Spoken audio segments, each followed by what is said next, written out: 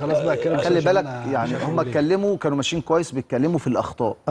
طول ما ترجع بقى للامور التانية دي اعرف ان مفيش فايده، هتفضل نفس الامور هي نفس الدايره اللي احنا شغالين فيها. يا كابتن انت دلوقتي يا كابتن اسامه قلت سيراميكا علشان تمشي في الطريق الصح.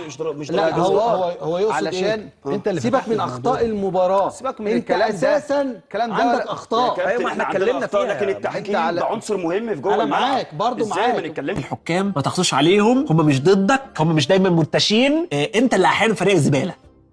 بلاش لو سمحت موضوع عايز الحكام من الصين ده، ها عيب. انا موافق. هو انا اقول لك على حاجه ثانيه، انت خسرت في الدوري لما خسرت 2-1 كان في التحكيم برضو؟ لا ده كان حكم عبقري. بص بقى هو ده كان الحكم برضو. ده انا راجل حقاني.